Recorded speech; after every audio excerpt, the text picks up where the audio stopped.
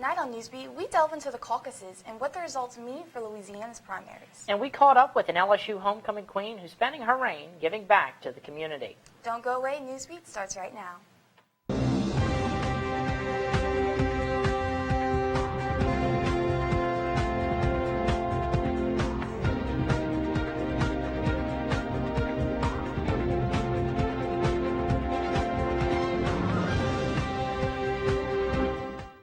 Good evening, everyone, and welcome to Newsbeat. I'm Mitch Rabelet. And I'm Michaela Morgan. Thanks for joining us. We begin tonight with our top story. Baton Rouge police are investigating a shooting that occurred around 2 o'clock this afternoon.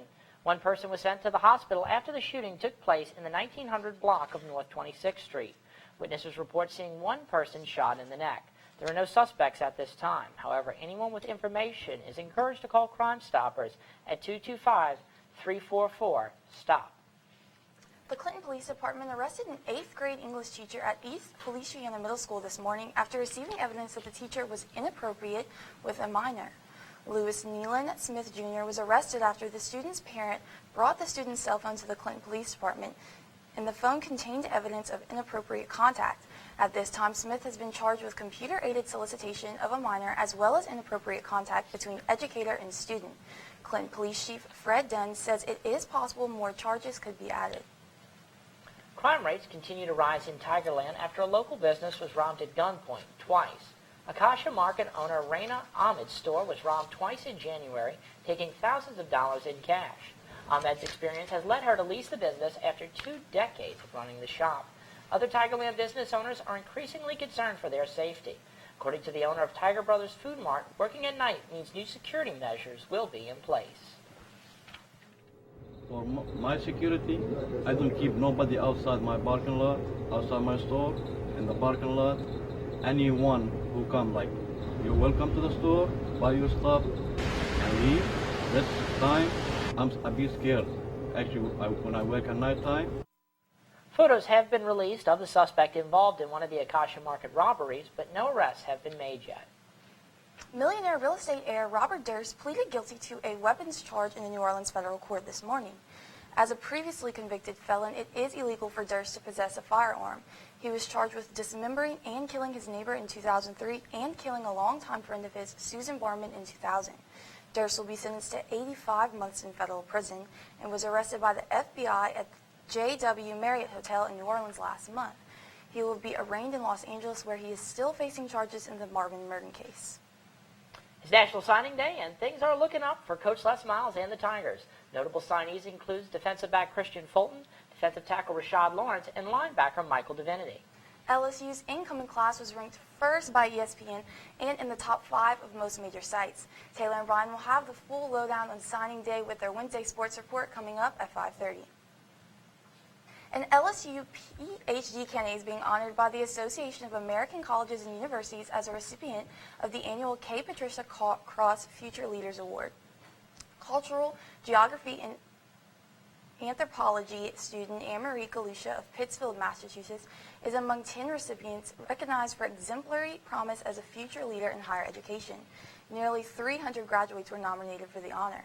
Galusha focuses in material and public cultures, and her dissertation that got her recognized for the award covers stereotypes of manufactured housing to uncover the myth of race, affluence, and the American dream.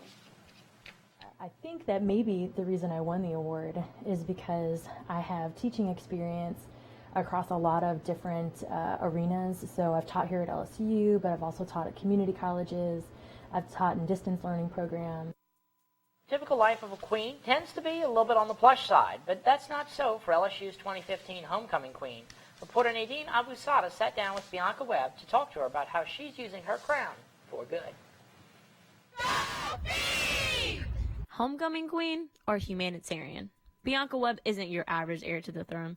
Behind that crown is a young lady who aspires to serve others with her organization, Go Feed. And our mission statement is combating hunger and homelessness one plate at a time. So our overall goal is to raise hunger and homelessness awareness in America, because far more often there are so many initiatives that the government has going out of overseas to, provide relief for people when we can provide the relief right here on our home front. Go Feed is a nonprofit organization that Bianca created based on donations and volunteers to give back to the community by feeding the homeless. We were able to feed 150 people with a $75 budget, so I think that's a blessing to be able to do that, and it's amazing that we are able to be a blessing to someone else.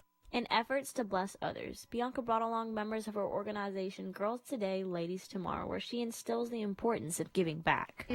Helping people and giving back, and for people who less fortunate and stuff, and it just feels good to help out. And realize the poverty was this bad. Of course I was expecting a lot of people, but not as many that was constantly walking up, and the area that we were in, I wasn't expecting that. We pray more people come out like them and show us more love.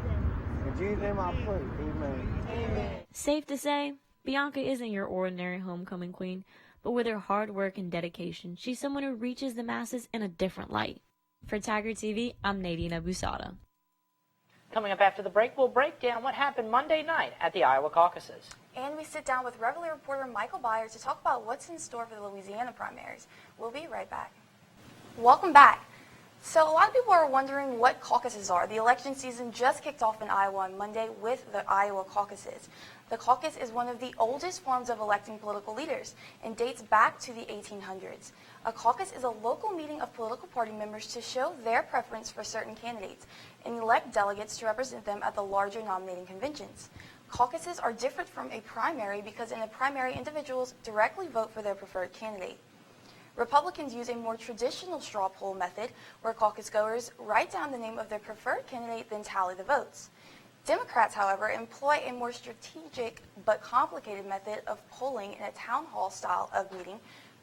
Precinct captains organize voters by preference. The captains then argue for or against candidates and try to persuade voters to side with or against the political contenders. In addition, Democratic candidates must meet a viability threshold and capture 15% of each caucus site.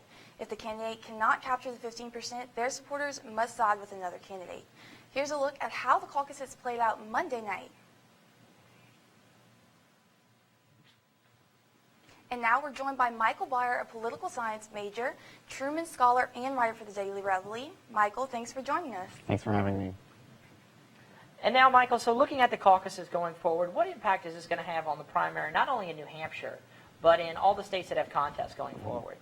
So I'd say for Bernie Sanders that this represents a pretty good, it puts him in a pretty good position because they have a lot of white liberal voters that are in Iowa, and he managed to get a significant percentage of them, and he should do pretty well in New Hampshire and is slated to win against New Hampshire.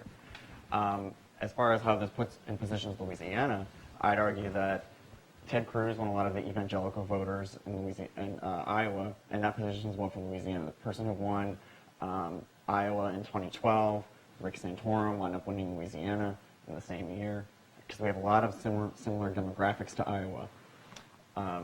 But then again, I'd argue that Clinton did a really good job, and that people did not really expect her to come out on top because she is not as popular with white liberal voters.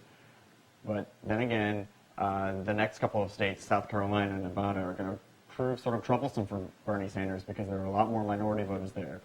South Carolina has a high black population that supports Clinton very heavily, and then Nevada has a very high Latino population that also supports Clinton. So Bernie Sanders may be doing pretty well in these first two states, but I'd expect a firewall of Clinton support in the next couple ones. Now, looking at the Louisiana primary, which is slated for March 5th, Hillary Clinton also is doing very well, as you mentioned, in communities that have high African-American turnout. And in Louisiana, separate from Iowa, you have two major metropolitan areas in New Orleans and Baton Rouge.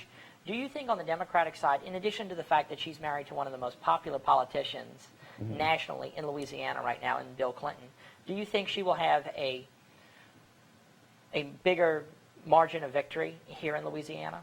Right. I'd say that her margin of victory would probably be very similar to South Carolina.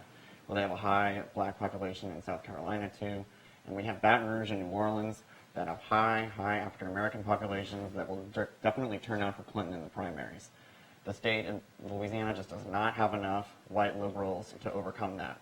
And a lot of those white liberals are supporting Bernie Sanders. All right. Well, Michael, thank you very much for joining us. When we come back, it's time for Mardi Gras. We've got the parade schedule, so you won't miss a single bead. We'll be right back.